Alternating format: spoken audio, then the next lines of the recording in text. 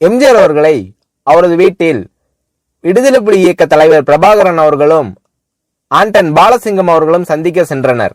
இருவருக்கும் விருந்தளித்து உபசரித்துவிட்டு, நான் உங்களுக்கு ஏதாவது உதவி செய்ய வேண்டுமா என்று எம்ஜிஆர் அவர்கள் கேட்டார். விடுதலை புலி இயக்கத்துக்கு அப்போது நிதி தேவைப்பட்டது. பிரபாகரன் அவர்கள் எம்ஜிஆர் அவர்களிடம் ஒரு குறிப்பிட்ட தொகையை கூறினார். சற்று நேரத்தில் எம்ஜிஆர் அவர்கள் பிரபாகரன் அவர்களிடம் அவர் எதிர்பார்க்காத ஒரு மாபெரும் தொகையை வழங்கினார். தன்னை எப்போது வேண்டுமானாலும் பிரபாகரன் அவர்கள் சந்திக்க வசதியாக ஒரு தொலைபேசி எண்ணையும் ஒரு அடையாள அட்டையையும் பிரபாகரன் அவர்களிடம் எம்ஜிஆர் அவர்கள் கொடுத்தார்.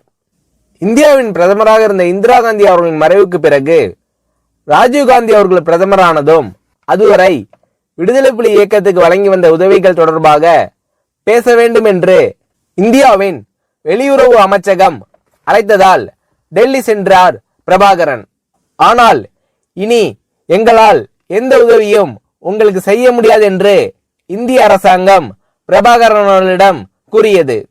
அந்த நேரத்தில் டெல்லி வந்திருந்த தமிழ்நாட்டின் முதலமைச்சர் எம்ஜிஆர் அவர்களை பிரபாகரன் அவர்கள் சந்தித்தார்.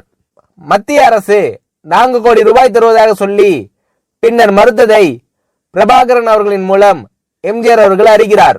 உடனே எம்ஜிஆர் அவர்கள் அந்த தொகையை நான் தருகிறேன் என்று கூறி 4 கோடி ரூபாயை பிரபாகரன் அவர்களிடம் வழங்கினார். ஈழத் தமிழர்களுக்காக எம்ஜிஆர் அவர்கள் செய்த உதவிகளை பார்க்கும்போது எம்ஜிஆர் அவர்கள் இருந்திருந்தால் தமிழீழம் மலர்ந்திருக்கும்.